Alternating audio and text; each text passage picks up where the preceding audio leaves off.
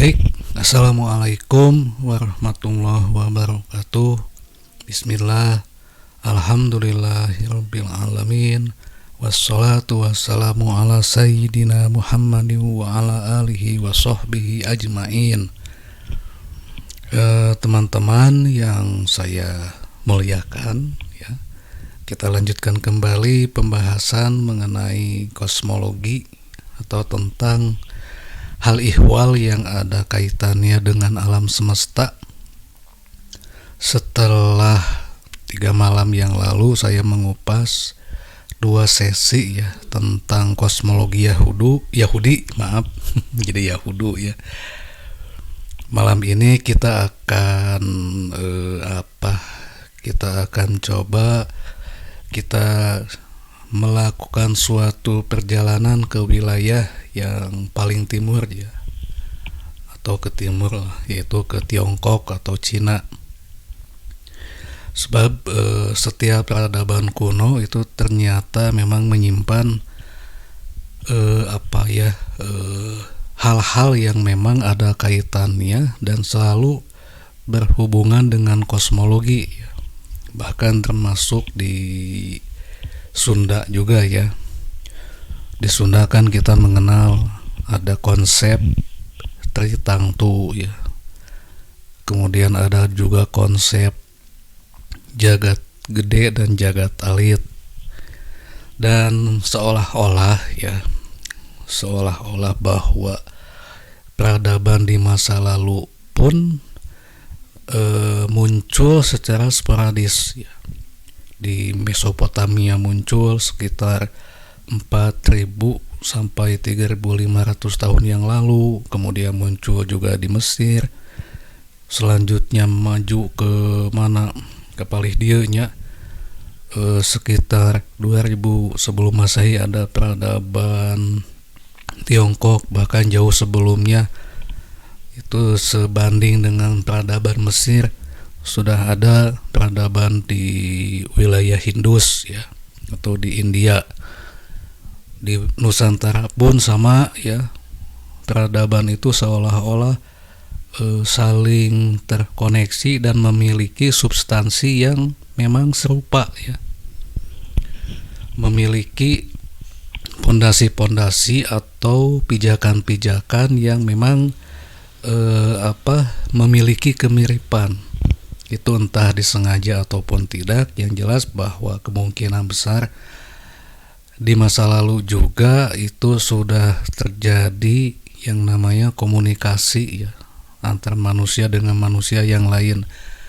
Dan kita memang tidak usah kaget ya. Jadi jangan menyimpulkan bahwa di masa lalu itu memiliki rentang atau jangkauan waktu yang pendek. Yang namanya 2000 tahun itu lama lah. Itu kan sama dengan sejak kelahiran Nabi Isa sampai tahun ini kan. Itu lama sekali ya. Itu membutuhkan atau kemungkinan waktu selama itu akan diisi oleh berbagai macam pola kehidupan ya. Kemudian diisi oleh beberapa generasi yang kemungkinan besar setiap generasi itu akan terus mengalami perkembangan, entah itu pikiran ataupun apa-apa yang dihasilkan oleh pikiran manusia dalam bentuk fisik tentu saja, termasuk tulisan, aksara ya, dan bahasa tentu saja.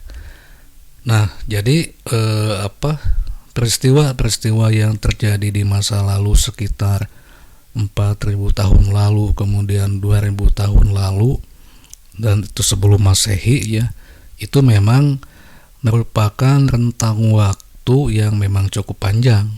Jadi hente sesingkat yang kita baca di dalam babak kisah sejarah ya. Karena di dalam sejarah itu kisah selama perjalanan hidup ya manusia selama 2000 tahun hanya dituliskan dalam beberapa alinea saja ya.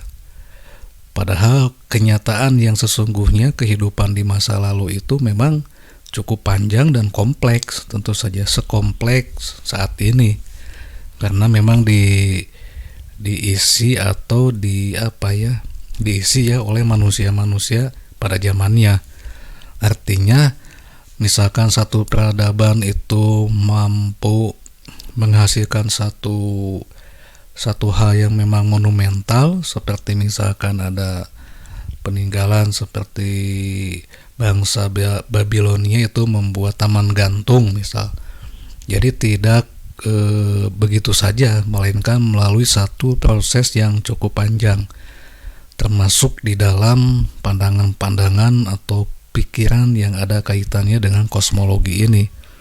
Bagaimana manusia memandang alam ini, memandang konstelasi keterhubungan ya antara apa-apa yang ada di langit dengan yang ada di bumi, itu memerlukan waktu yang cukup panjang. Ya, kalau kita kan hanya melihat atau membacanya melalui penggalan-penggalan sejarah tanpa menjadi pelaku sejarah atau pelaku peradaban di masa lalu.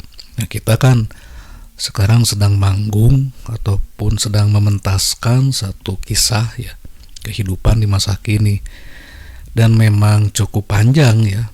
Mungkin di masa lalu juga apa yang dialami oleh kita saat ini sama ya. Artinya sama itu begini, orang di masa lalu mungkin ketika dia masih kecil atau remaja tidak berpikiran bahwa 10-20 tahun ke depan akan muncul di Tiongkok misalkan akan muncul seorang filsuf bernama Konghucu ya, atau Konghucu. Tidak seperti itu ya, atau akan muncul Han Peizhi misalkan, tidak seperti itu. Sama dengan kita ya, kita mungkin ketika kecil tidak memiliki pikiran bahwa di masa kini atau saat sekarang ini akan muncul berbagai macam penemuan-penemuan ataupun teknologi, hasil teknologi seperti HP, laptop, tablet, dan lain sebagainya. Dan mungkin kita juga tidak memiliki semacam pikiran bahwa di masa yang akan datang itu akan muncul tokoh-tokoh yang seperti kita kenal saat ini. Nah, jadi apa yang dihasilkan oleh generasi sebelumnya ya di masa lalu itu memang tidak sederhana yang kita bicarakan atau yang kita baca di dalam buku-buku atau di dalam podcast, misalnya podcast mengenai sejarah umat manusia. Jadi memang sangat panjang. Kita hanya menyimpulkan inti-inti ataupun tajuk-tajuk penting tentang masa lalu ya. Ya, artinya memang tajuk-tajuk penting di masa lalu itu sampai saat ini masih diamalkan ya. Masih diamalkan atau masih diaplikasikan di dalam kehidupan, karena ada koneksi antara masa lalu dengan masa kini. Salah satunya diwariskan oleh satu generasi ke generasi setelahnya. Nah, begitu. Nah, jadi pemikiran kosmologi satu peradaban dengan peradaban lainnya di masa lalu itu seolah-olah muncul sporadis begitu saja dan memiliki kemiripan ya. Saya ambil contoh seperti tadi, misalkan di Sunda kan mengenal istilah Tritangtu di dalam struktur kehidupan sosial ya. Kemudian keterhubungan antara manusia dengan alam ini diwujudkan dalam konsep jagat alit sebagai manusia ya, dan jagat gede. Itu juga dianut ternyata prinsip-prinsip seperti itu oleh peradaban lainnya. Misal nanti kita akan mengupas peradaban tentang jalan hidup Wu Wei ya, Wu Wei. Taoisme itu kan mengajarkan bahwa kita memang mesti hidup selaras dengan alam. Artinya antara jagat alit sebagai manusia dengan jagat gede sebagai alam ini memang mesti seimbang, membangun komunikasi yang seimbang.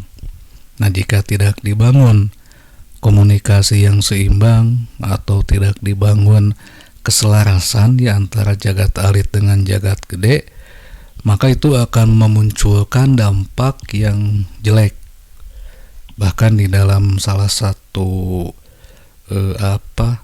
konsep peradaban Mesopotamia dan Mesir kuno, ketika manusia memang sudah tidak lagi memiliki kehendak dan keinginan untuk hidup selaras dengan alam, itu akan berdampak balik, ya, bukan baik, berdampak balik juga bagi manusia.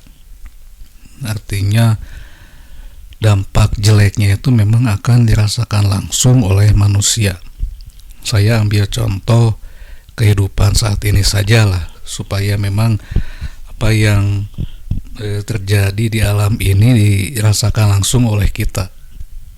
Mungkin selama 5-4 bulan ini, ya, 4-5 bulan ini kita sangat merasakan bagaimana dampak lingkungan akibat dirusak oleh manusia.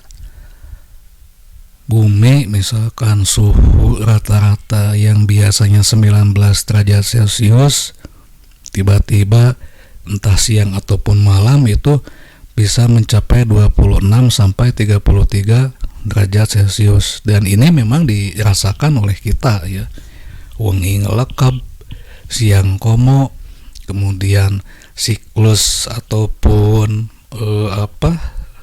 pola iklim juga menjadi tidak teratur, kemudian cuaca pun ekstrim, ya. Perubahannya itu memang kita rasakan sangat ekstrim sekali. Asalnya misalkan caang panas, tiba-tiba angkep, tiba-tiba panas lagi. Dan ini adalah satu bukti ketika manusia sebagai jagat alit lebih mendahulukan sikap congkak dan angkuh, ya, di dalam mengelola alam ini. Alam ini kan sebetulnya, ya, tanpa dikelola oleh manusia pun alam ini tetap akan berjalan sedia kala, ya. Saya ambil contoh dalam skala yang lebih luas, ya. Matahari itu gerak harian semu, yaitu jadi anu muih teh sebetulnya bukan panumpoe tapi planet bumi ini. Nah, gerak semu harian matahari itu tidak dibantu oleh manusia, ya. Manusia itu hanya diperbolehkan untuk memanfaatkan energi matahari, ya, yang jatuh atau yang datang ke planet bumi ini. Tetapi untuk memutar planet bumi, kemudian memindahkan cai, ya, air yang ada di lautan melalui proses evaporisasi atau penguapan, itu juga tidak sanggup, ya. Bisa dibayangkan kalau manusia misalnya menjernihkan atau memurnikan air laut menjadi air yang bisa dikonsumsi, itu mungkin membutuhkan uang yang cukup banyak, ya, anggaran yang tidak main-main tentu saja. Namun ketika alam yang bekerja, ya, alam yang melakukan mekanisme proses siklus hujan itu cukup efektif, ya.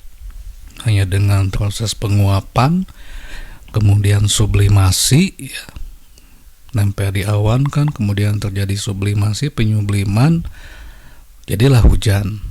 Dan itu cairna tuh jatuh ke tempat kita di mana tinggal, bisa dikonsumsi, bisa dimanfaatkan. Nah, itu ketika alam tanpa manusia pun, ya, alam tetap akan seperti itu, ya. Justru ketika kita sebagai manusia yang merasa angkuh sebagai pengelola alam inilah justru terjadi kerusakan di sana sini. Akibat terjadi kerusakan di sana sini, ini sudah menjadi hukum alam juga, ya. Alam pun akan memberikan dampak yang tidak baik bagi manusia dan bagi makhluk lainnya, termasuk tumbuhan, binatang, ya. Nah, jadi saat ini misalkan selama 4-5 bulan di wilayah Indonesia, khususnya Sukabumi, kan hujan belum turun juga, ya. Nah, kita sebetulnya tinggal menunggu saja, karena yang namanya musim di wilayah tropis ya seperti Indonesia ini memang seperti ini. Artinya hujan 6 bulan, panas pun 6 bulan ya. Sebetulnya begitu. Cuman kan karena memang manusia itu saat ini jumlah atau populasinya sudah meningkat, pangabutuh karena cai oge semakin meningkat, maka di wilayah-wilayah tertentu ya ada manusia yang memang merasakan kekurangan air ya. Artinya pasokan air di dalam tanah memang sudah menipis atau debitnya menjadi lebih kecil. Nah, ini sebetulnya memang bukan disebabkan oleh alam ya, bukan disebabkan oleh alam yang pelit atau yang pedit tidak lagi ingin memberikan air kepada manusia, tetapi memang ada sistem yang dirusak oleh manusia juga. Salah satunya karena manusia ini membutuhkan tempat tinggal, hunian yang nyaman, kemudian lingkungan yang bisa nyaman bagi manusia. Misalnya saya ke tempat pekerjaan, kalau misalkan lingkungan kita ini jalannya masih dalam bentuk tanah atau bebatuan, mungkin akan lebih lambat. Nah, kemudian oleh manusia itu di aspal, di hot mix, di beton ya, di tembok, otomatis ya ketika hujan turun itu si cai teh diserap oleh tanah ya, dan tidak ditampung di dalam tanah tapi langsung dialirkan ke sungai-sungai kecil dan langsung ke laut lagi gitu. Nah, jadi apapun yang terjadi di muka bumi ya, karena memang kita manusia sebagai penghuninya, otomatis sebetulnya menjadi tanggung jawab penghuninya juga ya. Jadi ulah nyalahkeun kunaon alam ayeuna misalkan tidak stabil ya, cuaca anu kuduna mah kahayang jelema mah hujan sapoe halodo sapoe nya. Tetapi kan siklus cuaca dan iklim ya di Indonesia ini memang genep bulan musim panas, genep bulan musim hujan sesuai dengan arah angin kan. Ada angin muson barat dan timur. Nah, mungkin diperkirakan sampai 2 bulan ke depan itu November, angin yang berhembus itu akan tetap di palih wetan ya, di sebelah timur, dan itu sangat sedikit sekali membawa uap. Berbeda kalau anginnya itu angin dari sebelah barat ya. Nah, kenapa ayeuna angin teh tos stabil ya? Ketidakstabilan angin ini kan dijelaskan oleh seorang ahli fisika ya, siapa? Buis Balot ya, yang mengatakan bahwa angin itu berhembus dari yang tekanan agengnya ke tekanan yang lebih rendah. Itu hukum angin. Nah, tekanan yang lebih rendah itu artinya yang memang suhunya panas kan. Nah, ketika suhu panas di mana-mana, kemudian suhu di atas permukaan bumi itu tanah ya lebih panas, maka otomatis ya angin itu akan berhembus di wilayah yang memang tekanannya masih besar, seperti di wilayah Papua, kemudian di wilayah Paliwetan ya, yang memang di situ kan seperti di Kalimantan masih dipenuhi oleh pepohonan. Nah, jadi sekali lagi terjadinya perubahan cuaca yang cukup ekstrem seperti tadi saja angin ya, memang itu disebabkan oleh ulah tangan manusia. Nah, jadi sekali lagi kosmologi itu mengupas hal-hal yang ada kaitannya bagaimana kita menata hidup manusia ini supaya selaras dengan alam. Oke teman-teman, kita asa panjang teh teh prolognya ya. Nah, kita akan mulai nih mengupas kosmologi Tiongkok ya. Kosmologi Tiongkok yang mulai muncul sekitar 2000 sebelum Masehi ya, tahun 2000 sebelum Masehi.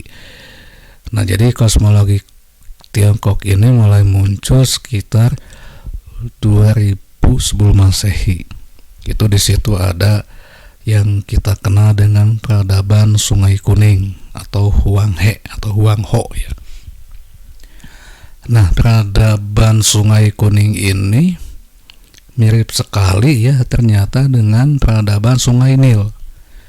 Bahkan ketika kita duduk di bangku SMP itu biasanya yang dikupas di dalam buku IPS, khususnya yang yang membahas tentang sejarah ya, itu pasti yang dikupas itu peradaban sungai, mulai Sungai Nil, Mesopotamia juga kan Sungai Efrat dan Tigris ya, kemudian Sungai Kuning, Sungai Yangtze, kemudian Gangga dan lain sebagainya.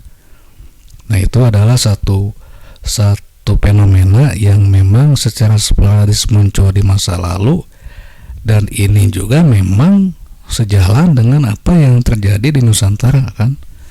Ada mungkin di Nusantara peradaban Sungai Citarum ya, kemudian Batu Tulis, dan itu salah satu konsep yang dipegang oleh leluhur Nusantara ketika akan membuka kampung atau ngababakan ya disebut nate.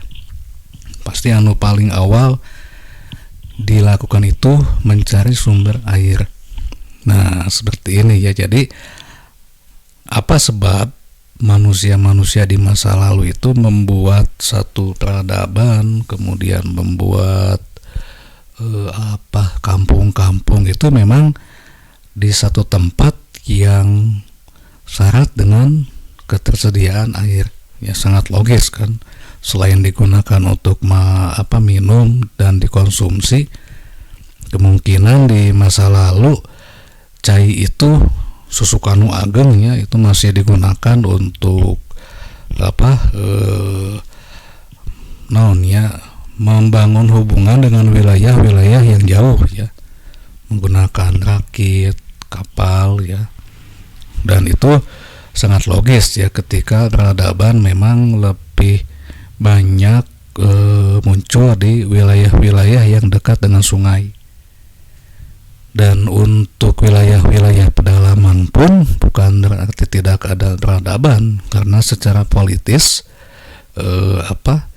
wilayah-wilayah pedalaman itu akan mengikuti apa yang terjadi di wilayah pusat ya, di wilayah atau di sentral kekuasaan. Sama halnya lah dengan apa yang terjadi di Nusantara lalu ya, di masa lalu itu peradaban itu banyak di wilayah-wilayah yang memang ada hubungan atau ada jalinan hubungan komunikasi ya dengan orang lain di pantai-pantai kan. Kepedalaman itu memang paling dianya sekitar abad ke-7 dan 8 lah Masehi itu ya. Nah, jadi sangat logis ketika manusia di masa lalu itu membuat atau membangun satu komunitas besar, termasuk memunculkan peradaban di wilayah-wilayah yang dekat dengan sungai. Salah satunya peradaban Sungai Kuning di Tiongkok. Dan ini terjadi sekitar 2000 sebelum Masehi ya.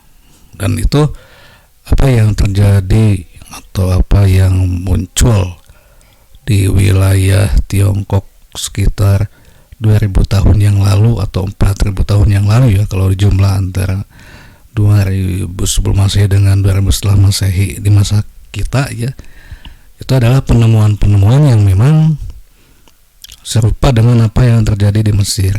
Nah, kalau di Mesir itu kan sudah ditemukan media untuk menulis yang disebut dengan papirus kan, mengenai nama kertas ya, media untuk menulis. Di Tiongkok pun sama, bahkan di Tiongkok pada saat itu sudah ditemukan semacam alat mesin cetak, meski masih sederhana ya, tidak seperti yang ditemukan oleh Johannes Gutenberg ya. Nah, jadi sudah ada mesin cetak. mesin cetak dan kertas yang memang bisa ditulisi. Kalau kita melihat film-film kolosal Cina ya, itu kan Tiongkok ya, banyak sekali kita menemukan di setiap babak cerita itu ada tulisan dan ada yang menulis kan melalui kertas yang panjang itu. Itu adalah salah satu kehebatan atau keunggulan peradaban Tiongkok di masa lalu yang memang sudah menghasilkan tulisan dan kertas ya, media untuk menulis. Nah, itu salah satu contoh bahwa peradaban di masa lalu juga memang sudah hebat ya. Kemudian selain ditemukan kertas dan tulisan ya, kertas dan tulisan di masa dinasti siapa itu ya, saya lupa nih, di masa dinasti Qin kalau tidak salah. Nah, asal usul kata Cina itu kan pada zaman Qin ya, Qin. Bahkan salah satu hadis Nabi itu mengatakan utlubul ilma walau bisin ya, itu di zaman dinasti Qin. Nah, di zaman dinasti Qin ini mulai ditemukan kompas ya. Kompas atau pedoman itu kan alat yang digunakan untuk menunjuk arah mata angin. Nah, mungkin muncul pertanyaan, kenapa manusia saat itu membuat kompas? Ya, salah satunya supaya tidak kesasar ketika melaut ya. Kemudian ketika supaya tidak nyasar ya, maka menggunakan dan menemukan kompas sebagai alat yang bisa menunjukkan manusia saat itu mengetahui mana arah ya, kudu ka mana ya lempang, kudu ka belah mana mapah, kemudian ya kapal laut itu kudu ka mana gitu, supaya sampai ke tujuan dan balik lagi ke tempat asal. Nah, jadi mengenai peradaban yang terjadi di masa lalu, memang bagi kita kompas ya, naon sih kompasnya, tapi di masa lalu itu kompas ini merupakan alat yang memang sangat dibutuhkan sekali, dan hasil temuan seperti itu berdampak kepada sistem navigasi di abad pertengahan dan sekitar tahun 1400 sampai 1800-an kan. Makanya bangsa-bangsa Eropa mampu mencapai wilayah-wilayah terjauh juga karena ditemukannya kompas dengan alat-alat navigasi lainnya. Nah, jadi mungkin bagi kita ya kompas dipandang hal yang tapi sampai saat ini kan digunakan oleh kita, meskipun aya yang namanya GPS atau Global Positioning System ya. Namun tetap saja basis atau basicnya itu memang tina kompas gitu, tina arah mata angin, dan kita tidak mesti angkuh ya bahwa penemuan di masa lalu yang sangat simpel ini seolah-olah tidak manfaat. Faktanya sampai saat ini pun ponsel secanggih apapun masih tetap menggunakan layanan kompas. Kalau kita membuka Google Maps ya, itu tetap di samping si aplikasi itu di layar itu akan ada simbol kompas ya, jarum letiknya. Jadi begitu ya, kita memang memandang misalnya biasa-biasa saja, ternyata apa yang digunakan, apa yang dipakai oleh manusia di masa lalu itu memang sampai saat ini masih digunakan. Jangankan kompas kan, kertas pun memang masih digunakan. Tulisan juga masih digunakan kan. Kita memang tidak menggunakan tulisan yang diciptakan oleh manusia zaman ini kan. Kita tetap masih menggunakan jenis huruf ya, fonetik ya, font ya.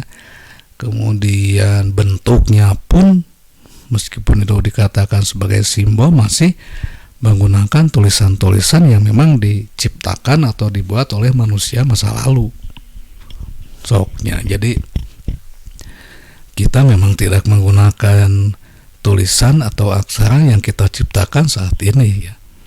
Nah, dalam kosmologi Tiongkok itu memang serupa dengan apa yang dikonsepsikan ya oleh manusia-manusia yang sama di saat itu. Artinya memang memfokuskan pada harmonisasi dengan alam semesta atau keseimbangan dengan alam semesta. Nah, pandangan ini secara letter luck itu mempengaruhi juga apa-apa yang terjadi di masyarakat Tiongkok. Oleh para filsufnya kan dicetuskan itu ada dua hal di dalam hidup ini, ada yin dan yang ya. Ada sisi gelap, sisi caang ya. Dan itu satu kesatuan yang memang tidak bisa dipisahkan. Tapi di dalam yin dan yang itu kan tetap saja di bagian yang hitam itu memuat bintik atau titik putih. Di bagian yang putih itu membuat titik yang hitam. Artinya meskipun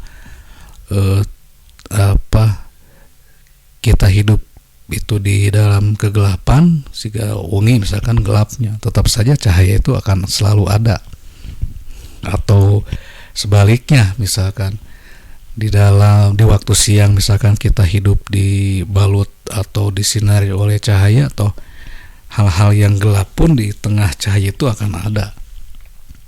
Atau kalau kita membicarakan tentang perilaku atau sikap manusia, misalkan meskipun si A itu pelaku kejahatan ya, atau pelaku kejahatan ya, kriminalitas, tetap saja dia memiliki sisi baik ya. Artinya tidak ada manusia yang ketika jahat itu betul-betul jahat gitu kan. Bahkan di dalam diri seorang Firaun yang kita pandang jahat pun ya, terutama oleh Yahudi ya, kan serupa dengan Hitler ya, tetap saja dia mencintai anak-anaknya kan, mencintai rakyatnya, mencintai pemiliknya juga. Nah, jadi di dalam kejahatan pun manusia tetap dia akan memiliki kebaikan. Sebaliknya, ketika kita menganggap bahwa kita ini sebagai manusia-manusia yang suci ya, atau manusia yang melakukan tindakan-tindakan kebaikan, faktanya tetap saja ya ada nokta hitam, tetap saja ya ada nokta hitam. Jadi memang tidak ada manusia yang betul-betul seperti malaikat, atau ada manusia yang memang betul-betul iblis. Nah, ya kita memang diciptakan oleh manusia. Nah, jadi sekali lagi bahwa kosmologi di Tiongkok ini tetap fokus pada pembahasan mengenai bagaimana kita menjaga keseimbangan atau harmonisasi dengan alam, termasuk dengan kehidupan sesama manusia. Nah, jadi pandangan mereka kepada alam itu sama dengan apa yang dikemukakan oleh manusia di suku Maya ya, tentang Volvo itu. Kemudian dengan apa yang ada di Mesopotamia dan di Mesir kuno, sama, yaitu bagaimana manusia mampu atau memiliki keinginan untuk melakukan harmonisasi dengan alam. Nah, kemudian munculnya kosmologi Tiongkok ini memang tiba-tiba begitu saja, melainkan ada pencetusnya, kemudian ada konseptornya, ada siapa yang mengemukakannya, dan dipengaruhi secara besar oleh keyakinan ataupun semacam sistem teologi ya yang dikembangkan saat itu. Kita mungkin mengenal Taoisme, Konfusianisme ya. Itu kan dua pemahaman yang memang cukup baik ya kalau misalkan diamalkan oleh oleh masyarakat Tionghoa saat ini. Saya ambil contoh. Dulu misalkan ketika sekitar 2 tahun yang lalu pandemi ya tiba-tiba muncul di planet bumi ini, saya pernah menulis nih di salah satu media bahwa munculnya pandemi ya yang disebabkan oleh COVID itu disebabkan oleh keangkuhan manusia juga di dalam mengonsumsi makanan. Saya ambil contoh bahwa saya tidak menjustifikasi bahwa virus ini asalnya di satu tempat ya, melainkan oleh pola hidup manusia juga. Jangan hanya COVID lah, saya akan mengupas sedikit mengenai ini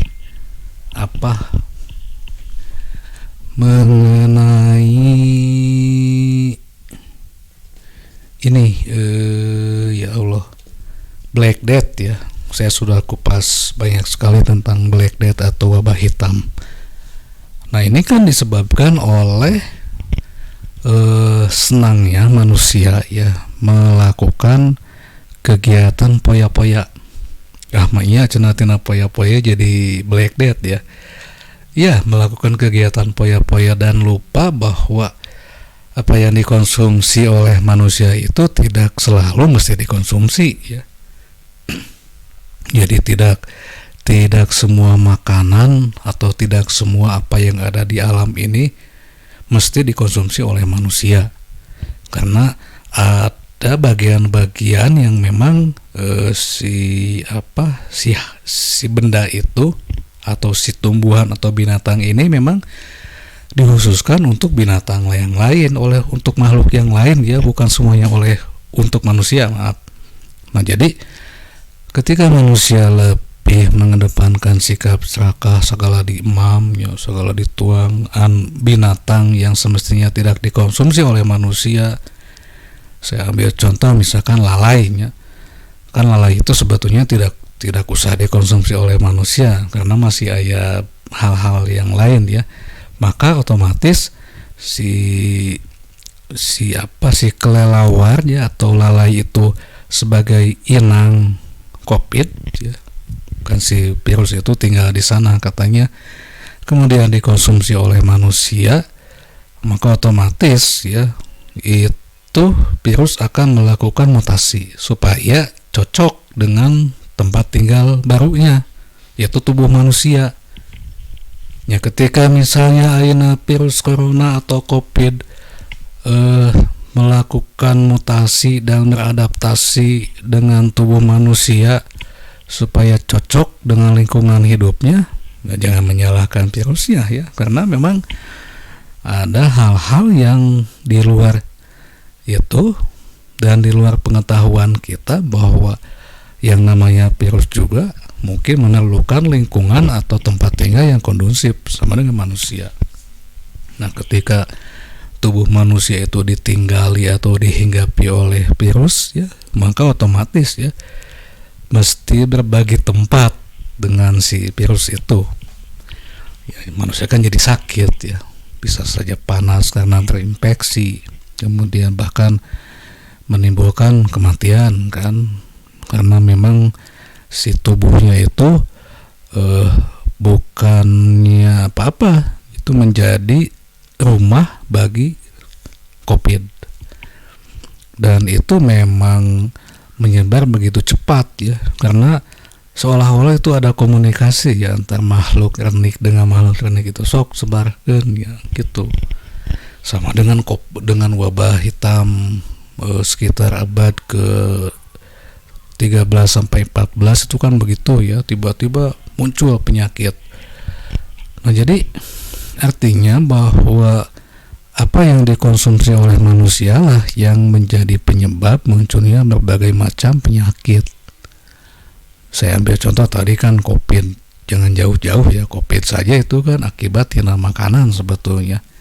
Karena makanan, meskipun ada isu mengenai senjata biologis ya itu akan terlalu bukan mengada-ada ya, melainkan hanya asumsi-asumsi yang muncul begitu saja, sengaja dihembuskan eh, mungkin karena alasan geopolitik. Kita tidak mengupas itu, tetapi mengupas bahwa apapun yang terjadi di dalam kehidupan ini kembali lagi kepada manusia sebagai, itu kan manusia aktornya, sebagai aktor atau pemain yang memang menjadi pemegang peran penting di dalam kehidupan. Ya, COVID itu jangan menyalahkan disebabkan oleh misalnya binatang. Justru ketika tubuh binatang sebagai inang COVID, inang virus itu dikonsumsi oleh manusia, ya pindah ke jelema pasti nanya. Dan itu jangan menganggap bahwa proses mutasi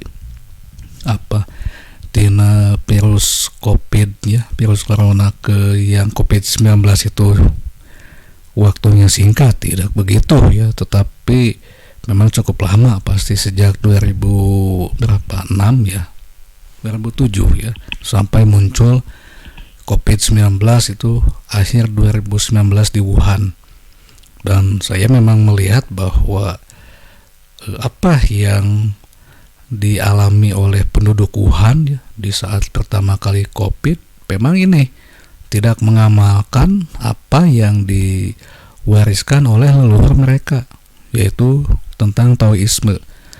Kalau Taoisme kan ada konsep Wu Wei ya, artinya mengambil itu seperlunya, kemudian memanfaatkan apapun yang ada di alam ini memang secukupnya, lain kudu segala cukup, tapi memang sacukup nawe. Lamun misalkan ayeuna kita makan itu hanya butuh satu mangkoknya, udah satu mangkok ya, ulah dileuwihan be ka sabuboko kan.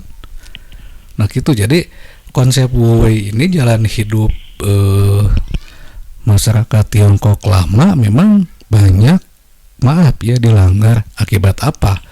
Akibat kemewahan kan, kemegahan, senang bermegah-megahan. Kita kan tahu lah, masyarakat Tionghoa itu sekitar 2 dekade yang lalu tidak seperti saat ini kan. Saat ini mungkin kita melihat bahwa perekonomian Tiongkok cukup pesat sekali ya pertumbuhannya, sehingga mau tidak mau itu memunculkan yang namanya kalangan the have ya, kalangan the have.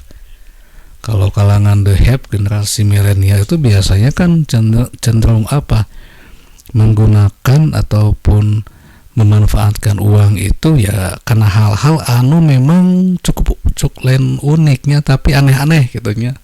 Tapi aneh-aneh anu kuduna misalkan tidak dikonsumsi ya. Nah itu akan memunculkan penyakit ya. Nah itu mah hukum alam ya. Ketika manusia memang segala dihuapkan ya anu aya, itu akan memunculkan penyakit. Itu adalah bagian tina salah satu hukum di alam ini.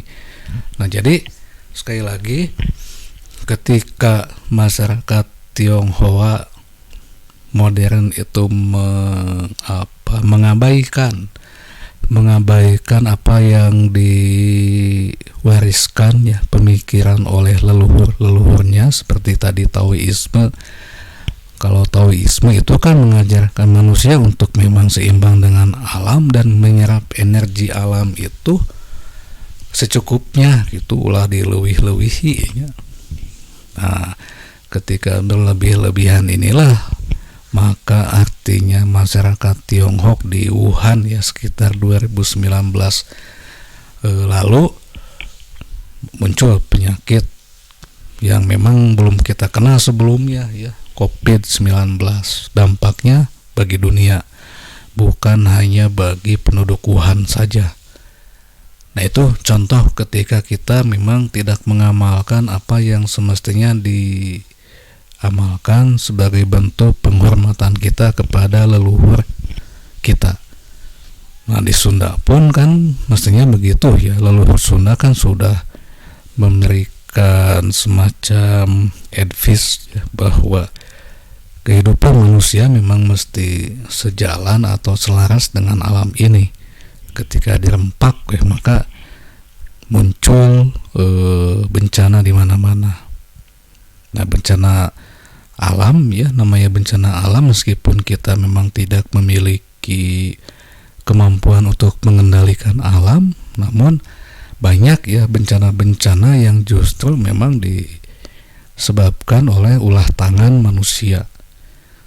Nah, jadi kalau misalkan kita memang ingin selamat di dunia ini, ya memang kudu mematuhi atau mengerjakan apa yang sudah diwariskan oleh manusia-manusia dulu, karena memang sudah banyak makan asam garam ya, artinya memang sudah berpengalaman.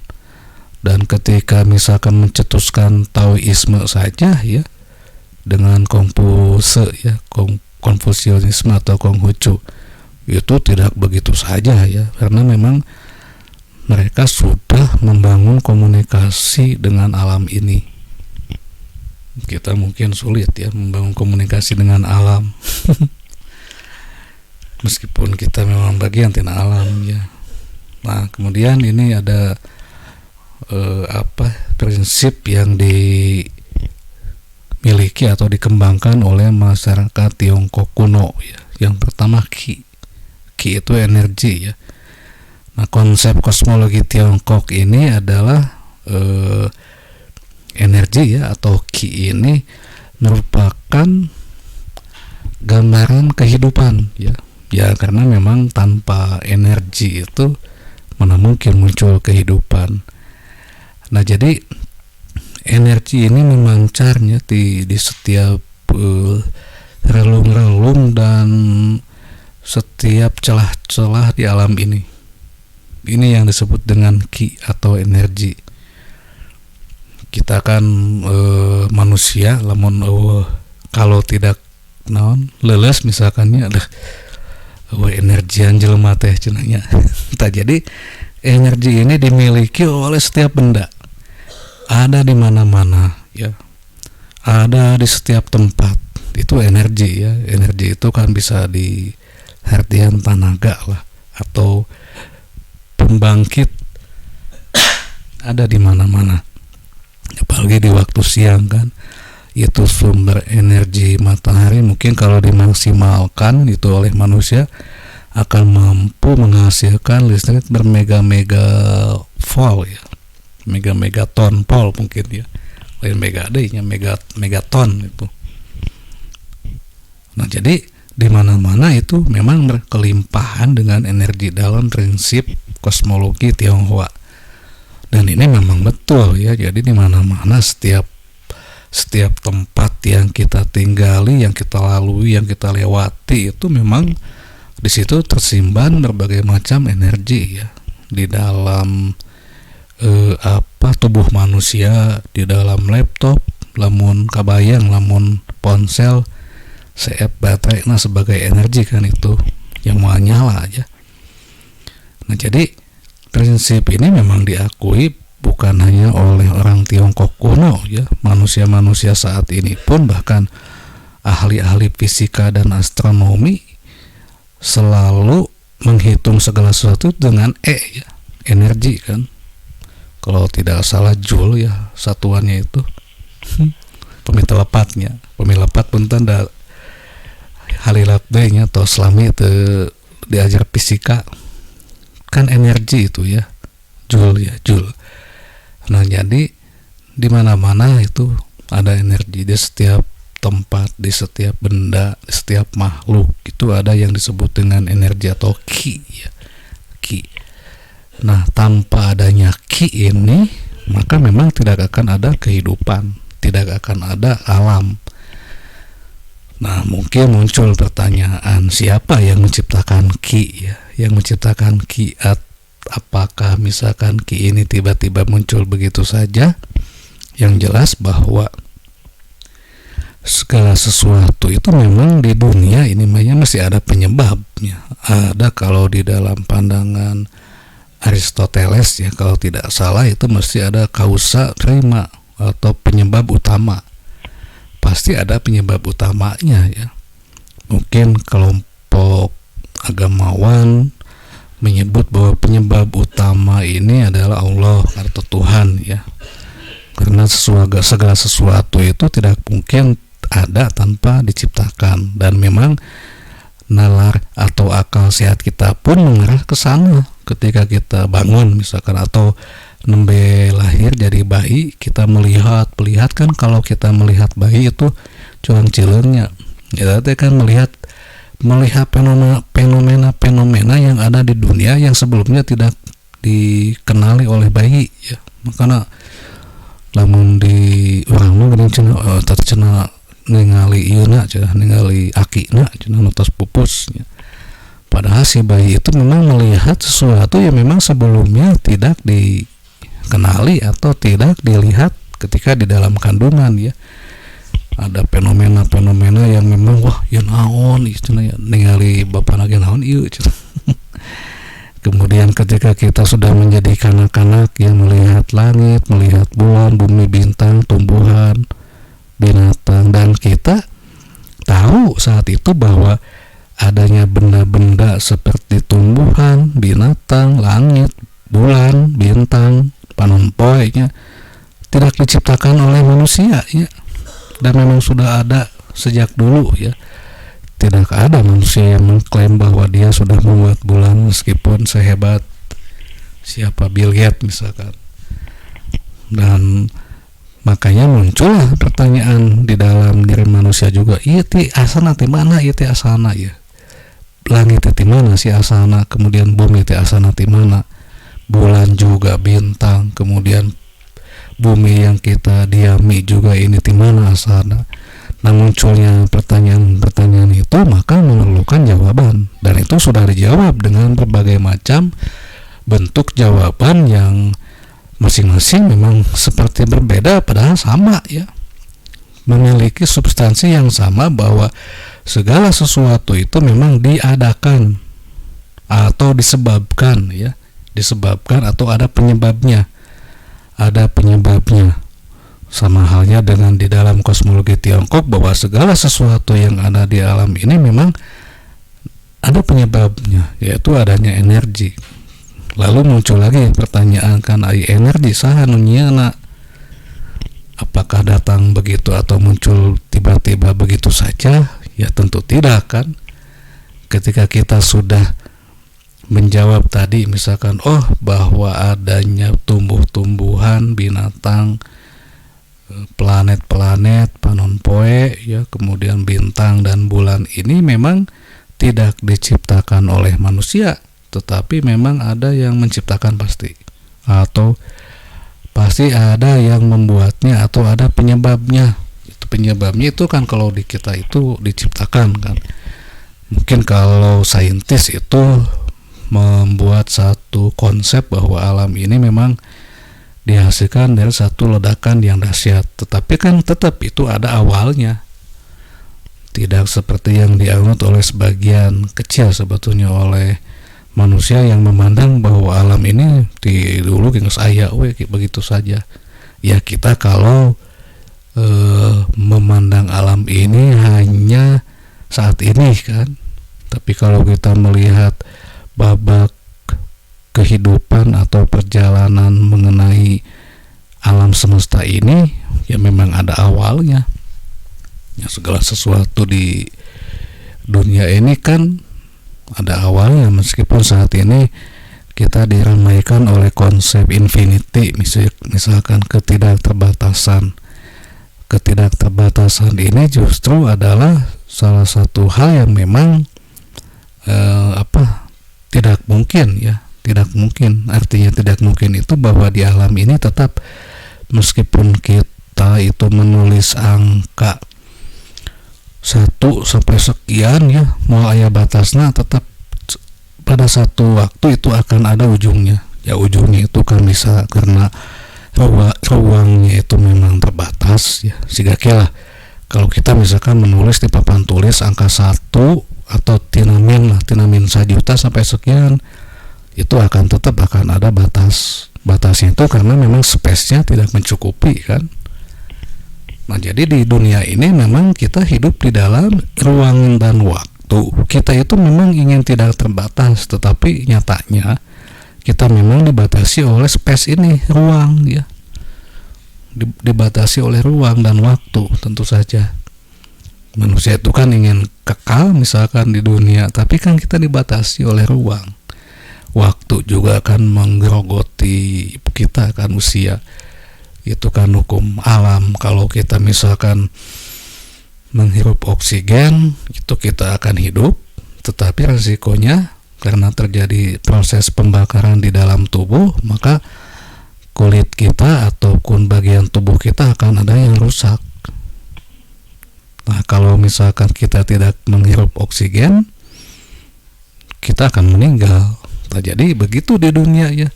Hal-hal yang kita pandang baik pada kenyataannya memang berdampak juga pada ketidakbaikan atau membatasi keinginan kita untuk menjadi kekal, atau di dalam film disebutnya immortal ya. Sulit ya, karena di dunia ini kita dibatasi oleh ruang dan waktu.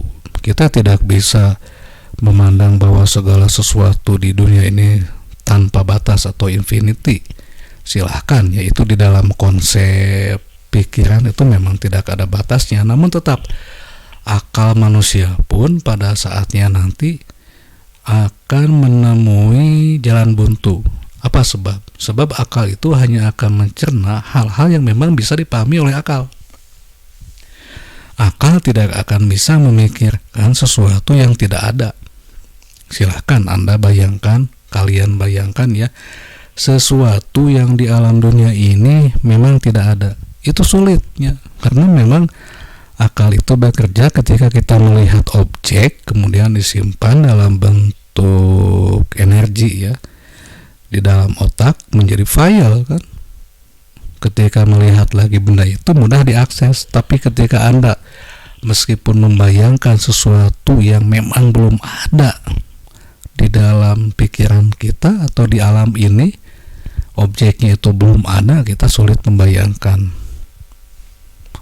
Saya bisa ngimajinasikan satu makhluk yang memang kepalanya gede, sukuna leutik, itu bukan membayangkan yang tidak ada, itu justru itu adalah satu asosiasi atau kumpulan file-file di dalam otak.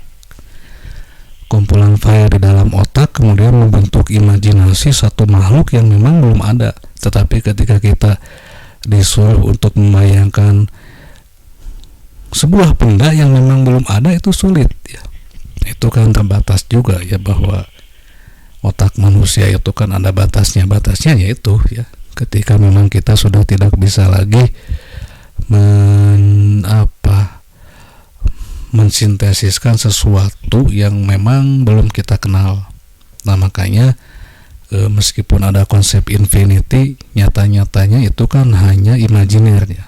Imajiner itu ya sesuatu yang memang hanya dalam bayangan saja. Nyatanya ketika kita membuat angka 1 sampai sekian dibatasi oleh ruang. Kita misalkan bisa ke planet mana-mana wae oge, ternyata memang dibatasi ya oleh ruang, oleh ruangan, dan ujung-ujungnya artinya manusia memang terlepas tina yang namanya keterbatasan, bukannya ketidakterbatasan. Yang kedua ya, kita bahas dua lagi ya, supaya dilanjut besok ya. Kemudian ada hubungan yin dan yang. Nah, ini dua kekuatan seperti saya katakan tadi yang saling melengkapi, bukan saling melawan ya. Saling melengkapi. Namun nyatanya ketika dipindahkan di dalam kehidupan manusia justru seolah-olah antara baik dan jahat ya, itu seolah saling bertolak belakang, seperti positif dan negatif ya. Padahal kan itu satu kesatuan yang memang mesti ada ya. Mesti ada itu artinya pasti ada lah, pasti ada di dalam kehidupan ya. Nah, keseimbangan antara energi ini memang ternyata penting untuk menata atau memunculkan keharmonisasian di alam ini. Saya mungkin sering kita yang mengemukan lamun jelema cenah di alam dunia ini semuanya baik, bakal kiamat cenahnya. nah coba betanya karena tiisen sebenarnya. Untung masih kene aya anu suka naon ya, suka ya dugem misalkan, atau suka naon ya ngaganengkeun lah gitunya, maka dunia menjadi gandeng cenah. Artinya masih ada kehidupan gitu kan. Tak jadi sekali lagi bahwa fenomena-fenomena yang ada di dunia ini ya, ketika kita melihat ada jelema baik dan jelema yang jahat, itu jangan dinilai saat itu ya, karena memang masih dalam proses perjalanan. Artinya baik dan jahat ini memang menjadi satu sisi mata uang yang saling melengkapi ya. Jadi nanti kita akan bahas ya, selain ini kan ada kosmologi Hinduisme.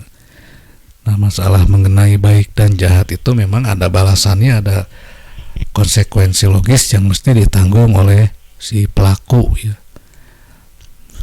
Dan ini mungkin konsep yin dan yang dalam skala yang lebih luas itu mengenai dunia ini atau kosmologi, bahwa di alam ini selalu ada pasang-pasangan siang dan malam, kemudian panas dan dingin kan. Panas dan dingin, meskipun misalkan di satu sisi ada yang mengatakan sebetulnya tidak ada dingin ya, yang ada adalah kalor atau panas. Dingin itu memang ketika tidak ada panas. Nah, konsep ini memang sebetulnya konsep yang bukan absurd ya, tapi memang rasional oke sih, karena di dalam fisika itu yang dibahas itu kan panas ya, kalor, panasnya. Jadi dingin itu katanya memang tidak ada panas. Kalau panas misalkan tidak bisa disebutkan tidak ada dingin kan. Nah, jadi sekali lagi bahwa konsep-konsep yin dan yang dikemukakan oleh kosmologi Tionghoa ini, Tiongkok ya, memang adalah bagian dari keseharian kita. Poe kita akan merasakan siang dan malam. Kemudian kita juga bagian tubuh kita juga ada dua sisi yang saling simetris ya. Kemudian di dalam jiwa kita juga ada dua bisikan ya. Bahkan kalau kita merujuk kepada salah satu ayat ya, bahwa Allah itu menunjukkan dua jalan, wahadainahun najdain, sebenarnya penunjukan dua jalan. Artinya memang ada sisi A, sisi B misalkan, sisi A, B, C, D sampai Z kalau itu ya, maksudnya sisi yang sebelah A, sebelah B gitulah. Kemudian satu lagi nih, prinsip kosmologi Tiongkok ini dibangun oleh adanya elemen di dalam kehidupan. Ya, ini kan kalau kita melihat film Avatar ya, itu kan ada tuh elemen-elemen itu disebutkan si Eng itu kan. Nah, jadi ini hal-hal yang penting yang ada di dalam kosmologi Tiongkok. 5 elemen ini kan kita sebutkan kayu ya, kemudian api, tanah, logam, dan air ya. Ini adalah bentuk tina transformasi di alam ya kan. Api itu kan sesuatu yang memang energinya akan bertolak belakang dengan elemen yang lain, misalkan dengan elemen airnya. Tetapi di sisi lain, ketika antara api dan air ini dimediasi ya, saya ambil contoh, dimediasi oleh tanah ya, tanah kan dijieun naon teh buyung atau periuk ya, dimediasi oleh periuk justru akan menghasilkan kekuatan cai nanti sadieut. Kemudian si bakteri anu aya dina cai oge tiasa dinetralisir kan menjadi higienis.